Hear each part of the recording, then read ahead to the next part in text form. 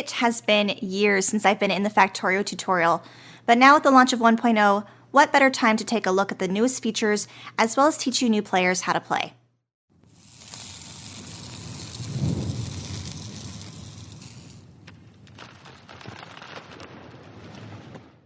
We are starting with the crash level of the tutorial, which is the first one you can do. All of the others have to be unlocked after playing the first one in order.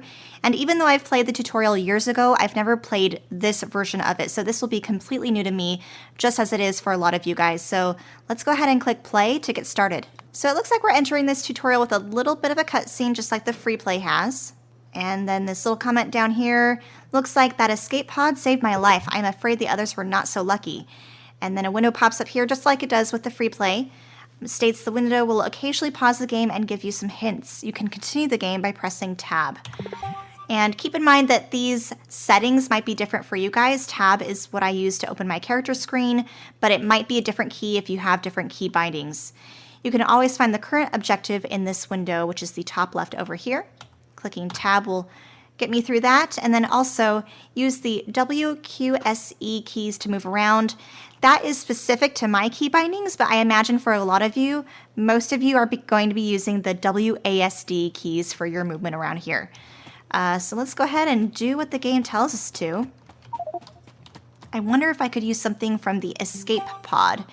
So this is new since the years ago tutorial version that I played. Check if there's something useful in the escape pod. Move close to it and press left mouse button to open it. Oh, okay, that's new. So from the escape pod, you can actually grab 2 iron gear wheels from here, which is what I did. I was able to move them so quickly by clicking the left mouse button as well as the shift key at the same time to transfer it immediately. But you can also transfer it manually by clicking it and dragging and dropping into your character menu over here as well. Clicking tab again should close this menu button, just like it did there. Awesome, so now can I mine this? Looks like there's nothing else here. I'll have to make some simple tools myself. Oh, okay. So I guess I can't grab anything else from these other pieces here. Move close to the iron ore deposit and hover the cursor over it. Okay, that is the iron ore deposit. But first of all, just because I'm curious, can I mine this? Oh, no. Okay. Usually the mine button, at least for me, is the mouse right-click button. But this other prompt over here says when you hover over an entity, useful detailed information appears in a tooltip here. And then we'll want to mine the iron ore field. And to do so, we click the right mouse button, just like I mentioned earlier. And you can see kind of in the middle of the screen that it shows you the amount that you have. So we're adding 1 plus iron ore each time I mine it, but that total inventory is up to 7 now, and now up to 8. If only I could smelt that iron somehow. Craft a stone furnace. So to do that, press tab and check your crafting menu. Okay. On the right-hand side is your crafting menu. Left-clicking on the recipe will craft the depicted item. When you hover over a recipe, you'll be shown which ingredients are needed. Okay, so stone furnace, we can see the menu pops up. So the recipe or ingredients required are 5 stone to produce 1 stone furnace. So what we're going to do is start mining some stone now. And we can actually do this once you're in free play by actually mining some larger rock versions like this, but right now we're going to be doing it by hand, just like we were doing with the iron ore by right-clicking the stone ore patch. Now we're up to 3 total, 4 total, and 5 total. We'll stop there. Okay, so opening up the menu again, which like I said is tab button for me, we are going to craft a stone furnace like it told us to by left-clicking there. So at the bottom left corner of the screen here, it shows my crafting queue. Click on an item in the queue if you want to cancel it. Okay. But there it goes, crafted and popped up here in my character menu. Now the objective is telling us to select the stone furnace and build it on the ground near you by pressing the left mouse button. The indicator will appear green if building is possible. Okay. Oh, okay. So let's go ahead and just plop it down anywhere, I guess. Smelts raw materials into their smelted products is what the menu tells us. But now we're going to open the stone furnace by pressing the left mouse button. And then we're going to be placing the iron ore in the resource slot of the stone furnace, which is this little empty space up here. Below that is going to be the fuel space, and it looks like hovering over it tells you what type of fuel you can use. So we'll place that in there. And you can use coal or wood, which you can mine nearby. And unfortunately, I don't have either, so I'm going to actually mine a couple trees, which we're going to do by right-clicking, just like we're doing with all the other mining products like the stone and the iron. And I'm going to get a decent amount of wood because we're going to be using it in the future for a lot of other needs. Eventually, we'll actually use wood to create boxes as well as wooden electrical poles and also early game fuel. Okay, and then just for good measure, let's mine up a little bit of coal by hand as well. Let's work our way up to 5. Okay, so let's go ahead and put the wood into the fuel section here. I'm just going to manually do it by clicking.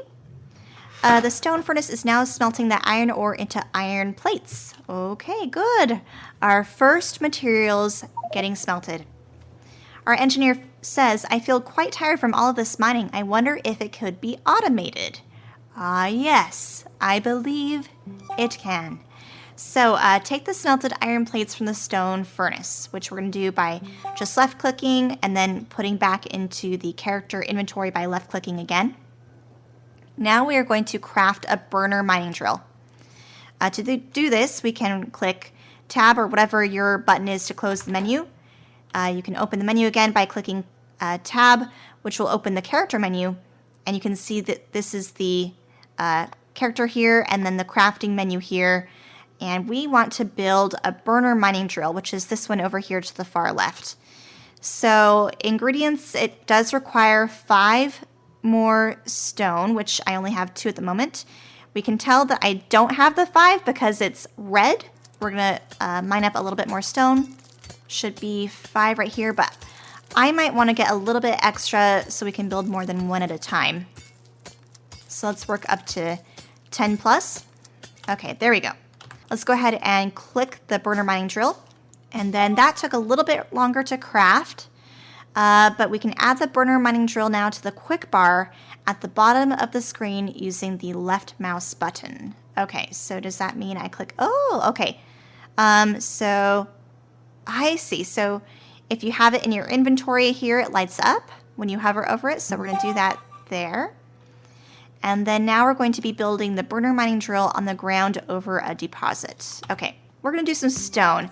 You really could argue to put it on any of the products because it's a good idea to have fuel for your burner mining drill, but you'll also need stone for furnaces. So you're going to want mining drills on all of these eventually. Okay, our next objective is to put some fuel into the burner mining drill. I've already got 6 coal on me. And I transferred it easily by, again, pressing the left shift button as well as my left click button on the material at the same time. Oh, getting out of the tab there, it looks like the mining drill drops mined resources in front of it. Okay, so that's why it stopped crafting. Pick up the item mined by the mining drill by pressing A, in my case, while standing near it. Okay, there we go. All right. So it should stop mining every time it gets full there on the ground. So to encourage it to no longer get blocked up, we are going to be building a wooden chest like this objective tells us to do. So again, clicking the tab button, we've got a wooden chest recipe now, but I don't have any wood. So let's mine a couple more trees. I think the rest of the wood is actually still in the furnace from earlier. Now we can build a wooden chest. And then we're going to put the wooden chest at the little orange-yellow arrow there.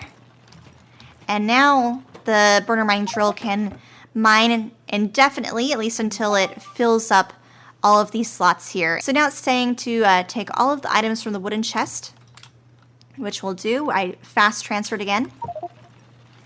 And then our engineer is saying I should spend some time exploring this strange place. But less than 10 minutes to equal victory on this first version of the tutorial. Please join me next time for episode 2 of the tutorial, where we're going to be doing some more exploring. Thanks so much. See you soon. Bye.